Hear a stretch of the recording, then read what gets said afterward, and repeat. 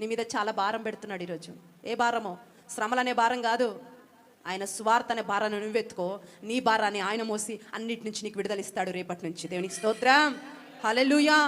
అందరితో పాటు నాశనం అవ్వకుండా కాపాడబడ్డమే మాత్రమే కాదండి, రక్షణ కార్యంలో మొదటి మెట్టు ఏంటి?